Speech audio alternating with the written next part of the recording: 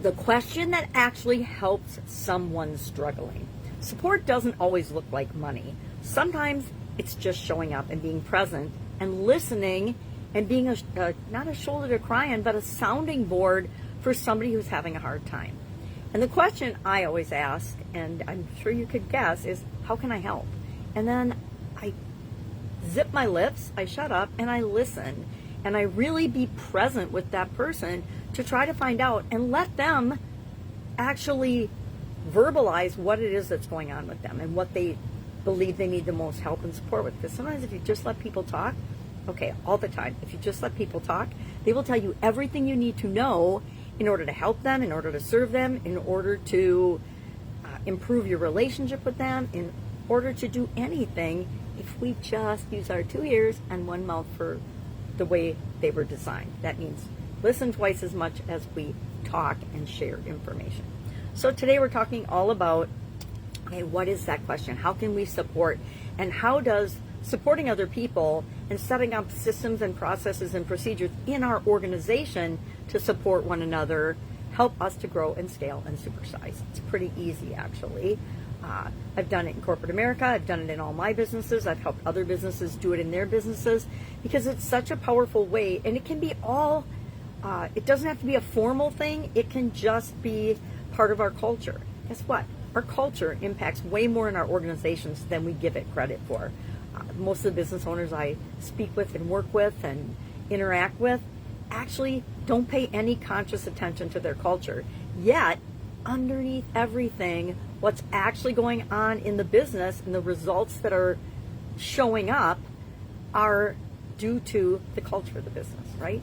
We might say that we don't want a hustle culture, but if we're hustling all the time and running through our life, guess what we get? We get a whole organization of people hustling, not getting enough sleep, not taking care of themselves.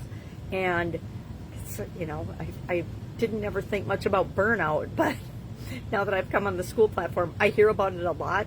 And one of my friends has an incredible community on burnout. And so I'm learning a lot about self-regulation and self-awareness and all the things that I'd never heard of. Nervous system reset. Okay, I admit it. Until I came on the school platform last fall, I had never once heard the term or been aware of the term or known that it was even a thing that you could reset your nervous system. Amazing, right? How did I get this far? How did I live this long? So today, I also want to remind myself to talk about the P in our SOAP framework, because we want to actually finish the SOAP framework within a 7 or 10 day period this time. Let's do that first. Progress is what the P is in our SOAP framework. And progress meaning, how do I know that I'm filling the gap between where I am and where I want to be? How do I know I'm moving in the right direction? And guess what? Sometimes we'll do things that don't move us in the right direction. Sometimes we'll do things and we'll do them a couple of times and we'll realize we're just banging our head against a brick wall and this isn't working. We need to do something different. And we do that by figuring out ways to measure whether we're making progress or not. You know, in the area of contribution is kind of like finances. It's pretty easy to measure if you pick an easy to measure number, right? You could pick donated money, donated dollars, and track that. You could track the amount of time you donate to different causes. Whatever works for you, but pick something that will motivate you and that you can watch over time. There are periods of my life when I didn't volunteer much time contributing. I just threw money at it. Why? Because I didn't have any capacity. I did not have any extra time that I could volunteer and donate. I'm talking when my kids were little, I was working in corporate America and running a couple of businesses on the side. Yeah. I think I got maybe an average of 4 hours of sleep for probably 2 decades, leading up to my sudden cardiac arrest. Imagine that.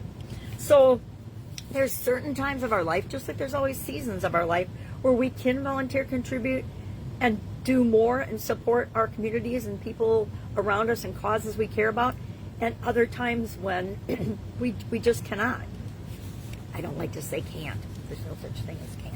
So we're going to measure our progress today, or find a way to measure it. Just like anything else, you get to decide how you're going to measure things and whether you are or not. But I find that I measure what matters, and if it's important to me, I'll find a way to measure it. And if I'm measuring it, guess what? I'll be improving it, because I always like to make things look better, and I always like to get results. I think that's kind of human nature. So that's our piece. So share in the comments below one way that you're going to measure. You could say time, dollars, whatever you're going to do. You'll notice I put a little graph on here because I do like to make graphs of things so I can look at the impact over time. That's why we do the lifeline exercise, which we haven't done yet this month on contribution, but we will. So let's hop back to this idea of support, and that it's really imperative that we support people in the way they want to be supported. Now, our natural tendency is to support people in the way we want to be supported, but most of the time that doesn't work because we're all different and we need support, which is why it's so important just to ask how you can help and be present to the answer from the individual. You know, I'm like everybody else. I want to just give you the solution, but I found a lot of times, and not a lot of times, every time, you already know what you need to do. You already know the answer. You just might be on the edge of your comfort zone, or it just might be something that you're afraid to do, or it just might be something that you've tried in the past and it didn't work, but now you're a different person than when you tried it in the past. If I tried something when I was 10 and it didn't work, I might still be carrying with me that that's not for me and that doesn't work for me. Ridiculous, right? Yet we do it unless somebody else says, well, how can I help? And then you talk it out, and then you have the epiphany that says, oh my gosh, I believed that when I was 10. That's totally not true anymore. So from a business standpoint, how can you, and we've got a community on the school platform called Supersize Your Business, imagine that, and it's free to join. Just put me in the comments below and I will send you the link and the invite to that. But there we practice supporting our fellow entrepreneurs, our fellow business owners.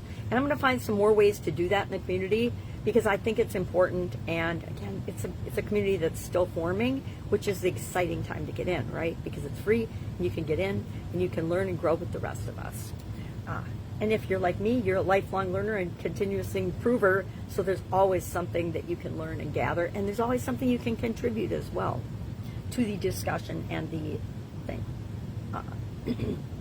Strongest communities are built on mutual support, trust, know, like, and trust. Strongest business relationships, strongest relationships, strongest anything is built on respect, trust, mutual respect, trust, knowing and understanding where people are coming from. We're all different, and that's awesome because that's what makes the world wonderful.